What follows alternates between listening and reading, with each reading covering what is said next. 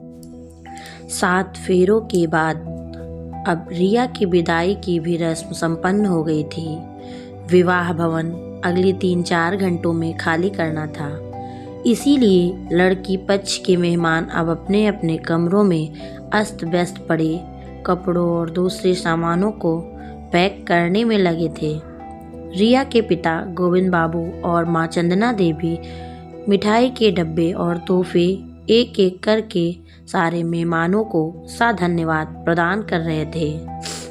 अभी तक तो विवाह की तैयारियों की व्यस्तता में समय कट गया था, पर अब इकलौती पुत्री की विदाई के दर्द की चुभन माँ पिता को महसूस होने लगी थी। गोविंद बाबू की आंखें तो सूखने का नाम नहीं ले रही थी, पर चंदना देवी ने हिम्मत रख रखी थी। वो जानती थी कि अगर वो भी टूट गई तो गोविंद बाबू को संभालना और भी मुश्किल होगा। फिर विवाहोपरांत का इतना सारा काम कैसे निपटेगा? सारे मेहमानों की विदाई के बाद अब बस गोविंद बाबू के पारिवारिक मित्र सार्थक मिश्रा सपत्नीक रह गए थे। उनकी ट्रेन देर रात की थी, इसीलिए विवाह भवन से वो गोविंद बाबू के संग ही उनके घर आ गए थे। समधी जी का गोविंद बाबू के फ़ोन पर कुछ देर पहले का मैसेज था कि बारात और बेटा बहुत अच्छे से घर पहुंच गए हैं। रिया बिटिया और उसके सामानों से कल तक भरा भरा लगने वाला घर आज एकदम खामोश सा हो गया था। माता पिता का बार बार मन तो कर रहा था कि वीडियो कॉल करके एक बार रिया को देख ले, उससे बातें कर ले, पर फिर लगता कि अभी तो बिटिया के ससुराल में सारे लोग नई बहू के स्वागत में होने वाली रस्मों को निभाने में व्यस्त होंगे। तभी समधी जी के नंबर से गोविंद बाबू के व्हाट्सएप पर वीडियो कॉल की घंटी बजी। गोविंद बाबू की आंखें चमक उठी। जरूर रिया बिटिया से बात कराने के लिए समधी जी ने वीडियो कॉल लगाया होगा। चंदना देवी भी व्हाट्सएप कॉल की आवाज़ सुनकर पति देव के फ़ोन की स्क्रीन के सामने टकटकी लगाकर बैठ गई थी। समधी जी और समधन जी को मेरा प्रणाम।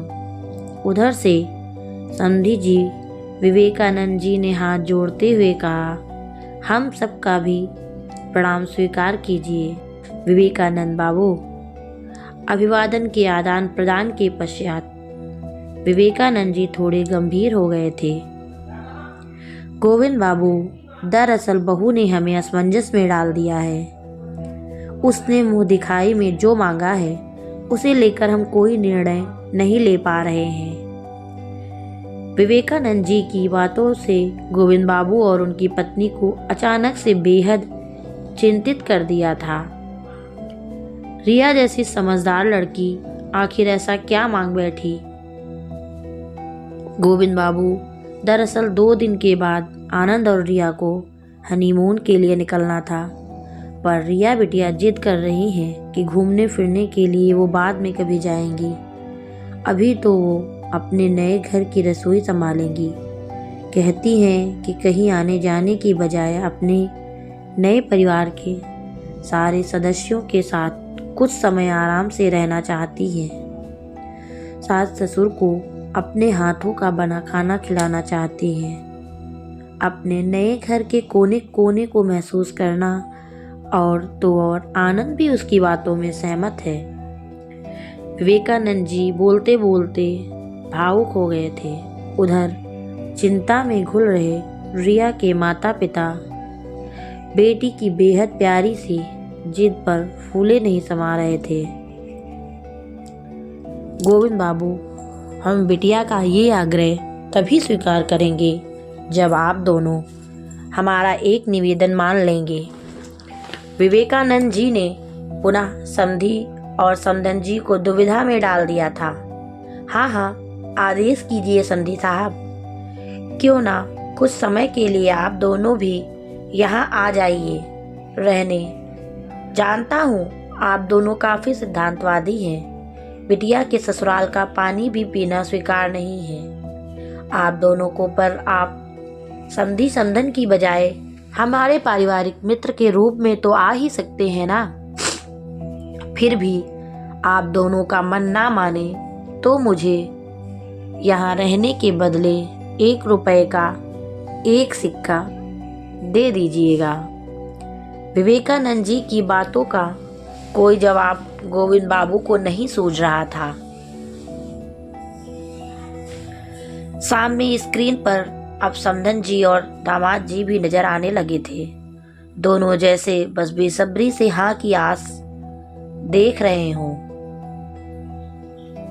बस पापा, अब कुछ मत सोचिए, मैं अभी निकल रहा हूँ आप दोनों को लेने के लिए। दामाद आनंद की आवाज थी जिसे चाह कर भी गोविंद बाबू और चंदना देवी ना कर सके थे।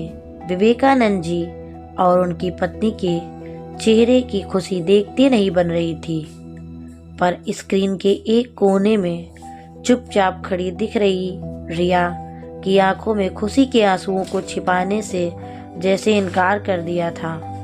पहले तो ऐसा मायका और अब ससुराल में ऐसे अनोखे परिवार को पाकर वो स्वयं को दुनिया की सबसे भाग्यशाली महिला समझ रही थी। तो दोस्तों, ये थी आज की कहानी।